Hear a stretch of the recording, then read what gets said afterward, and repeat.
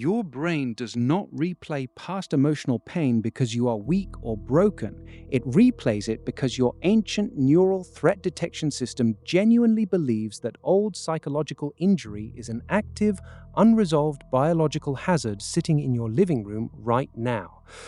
It is not a character flaw. It is not a lack of willpower. It is a hyper-protective survival machine running an outdated biological subroutines misinterprets past emotional distress as an immediate life or death crisis. The exact moment a past experience causes you deep emotional pain, your central nervous system locks that event into a high-priority neural vault, fundamentally altering how you perceive risk, trust, and safety in your present daily life. Let us unpack the precise biological pathway that turns a single past moment of betrayal, failure, or heartbreak into a permanent, unwanted mental broadcast. When you undergo an intensely negative event, your adrenal glands flood your bloodstream with high concentrations of stress hormones, specifically cortisol and epinephrine. This physiological surge directly triggers the amygdala, the hypersensitive alarm center embedded deep within your temporal lobes, forcing it to slap a massive biological tag onto that specific memory. Under normal, low-stress conditions, your brain processes everyday experiences through a very clean administrative procedure. Your hippocampus takes your daily events, synthesizes them during sleep, and quietly files them away into long-term cortical storage as neutral historical facts. Think of it like taking loose papers off your desk at the end of the workday and neatly placing them inside a locked filing cabinet in the basement. Once filed, those memories sit quietly. They do not jump out at you. They do not make your heart race when you are trying to fall asleep. When an experience carries severe emotional pain, that clean administrative filing process breaks down completely. The amygdala essentially grabs the file, hypersaturates it with stress neurochemicals, and refuses to let the hippocampus store it away in the basement. Instead of becoming a quiet piece of your history, that painful event remains locked on top of your conscious mental desk, raw, vivid, and perpetually open. Your nervous system views that unprocessed file not as something that happened years ago, but as an ongoing structural vulnerability in your environment. In 1991, foundational research by psychologist Dr. Susan Nolan Hoeksema laid out the response styles theory, demonstrating how this exact biological loop drives chronic rumination. Her work revealed that when individuals continuously focus on the causes and consequences of their emotional distress rather than engaging in active problem solving, the brain enters a self-reinforcing neural feedback loop. The initial memory triggers a spike in bodily stress. That bodily stress signals to the amygdala that danger must still be nearby, and the amygdala responds by commanding the conscious mind to re-inspect the memory once again to search for hidden clues. By the way, if you are finding this explanation of how your amygdala tags emotional memories helpful, take a brief moment right now to leave a quick comment about your experience or hit subscribe.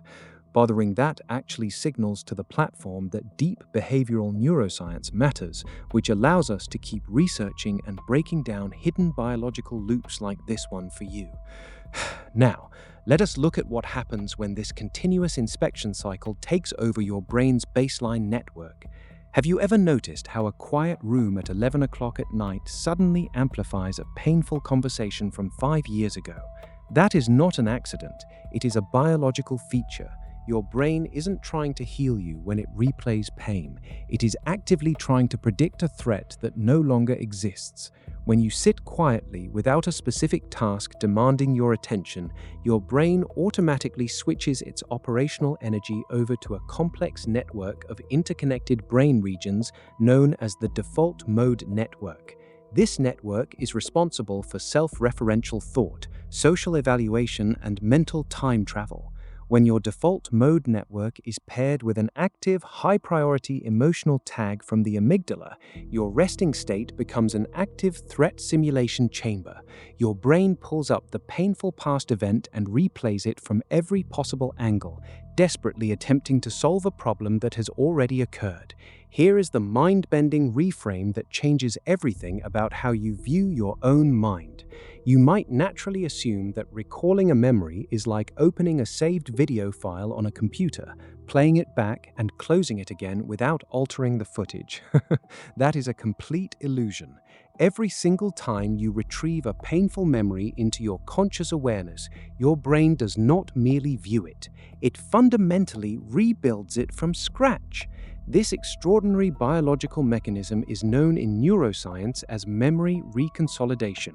When a memory trace is recalled, the physical neural connections that construct that memory temporarily unbind, becoming soft, flexible, and chemically unstable.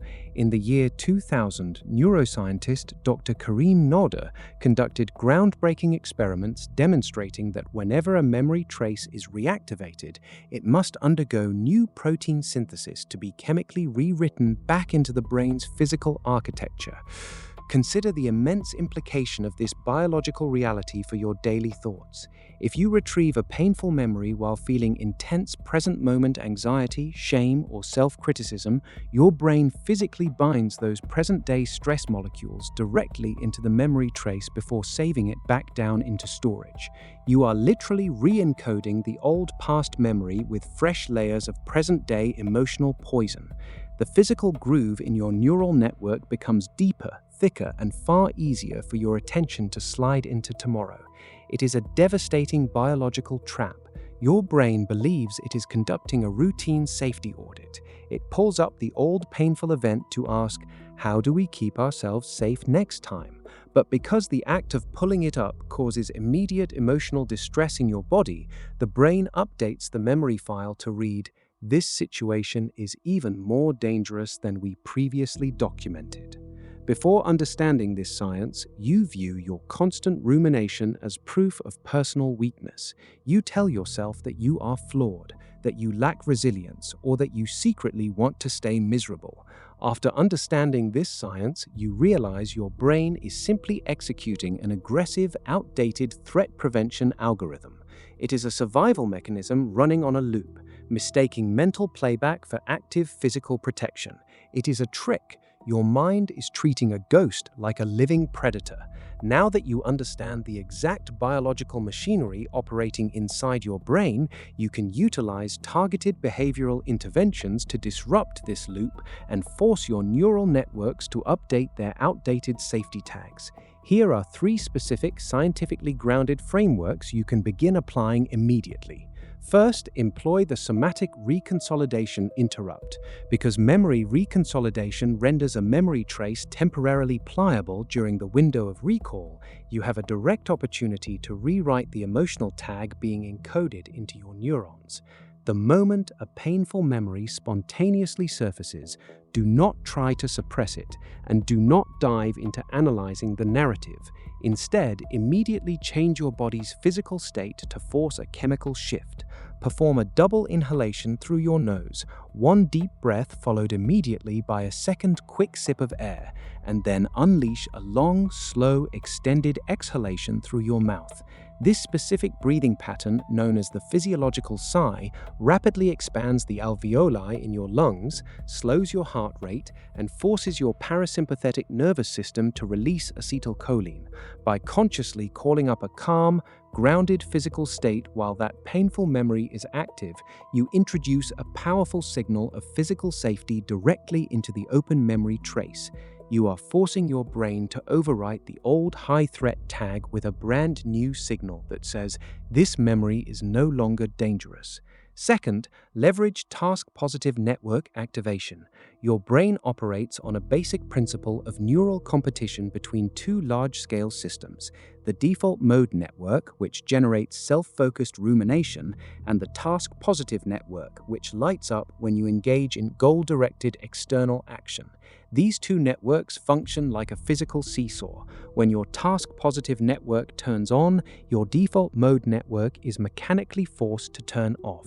The very second you catch your mind beginning its historical replay of a painful event, give your physical senses a highly specific, complex task within 30 seconds. Do not sit still trying to think your way out of thinking. Immediately engage your physical environment, spell 5 complex words backwards, count every blue object visible in your immediate space, or pick up a cold object and focus every ounce of your visual and tactile attention on its precise temperature and surface texture. This rapid shift forces electrical current out of the rumination circuits in your default mode network and channels it directly into sensory processing centers, severing the feedback loop before it can re-encode deeper stress. Third, execute third-person cognitive distancing. When you recall past pain, your default tendency is to replay the event from an egocentric, first-person perspective, seeing the moment through your own eyes as if it were happening all over again. This vantage point instantly reactivates the exact emotional centers and stress circuits that fired during the initial experience. Instead, consciously shift your mental camera angle. Step back and visualize the entire scene in the third person, as if you are a completely detached, neutral observer watching 2 characters on a screen from 50 feet away. In your internal monologue, stop using first-person pronouns like I or me, and instead refer to yourself strictly by your own first name or as he or she. Controlled research in cognitive neuroscience demonstrates that adopting a third-person perspective significantly reduces reactivity in the amygdala, allowing your prefrontal cortex to process the historical event with logic and analytical clarity, rather than visceral emotional panic. Pause for a moment and let this sink in.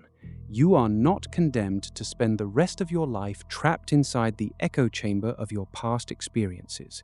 You are not weak for replaying what hurt you. You are simply walking around with an ultra-sensitive internal guardian that has been keeping the emergency siren blaring long after the physical fire was put out. The exact moment you stop viewing your rumination as a personal failure and start recognizing it as an overprotective biological mechanism, your entire relationship with your mind changes. You step out of the role of the victim of your thoughts and into the role of the operator of your nervous system. What specific hour of the day does your brain usually play its painful replay loop? If you want to easily find this exact explanation and these neural tools the next time you catch your mind trapped in a past pain loop, hit the like button right now to save this breakdown as a bookmark for your future self. You now possess the precise neuroscience framework behind why your mind refuses to let go of past pain, and you have the exact behavioral keys to break that biological cycle. Do not allow your threat detection architecture to run your daily decisions on autopilot for another single day. Take control of your reconsolidation process starting right now. But the biological loops that govern your daily life go far beyond memory encoding.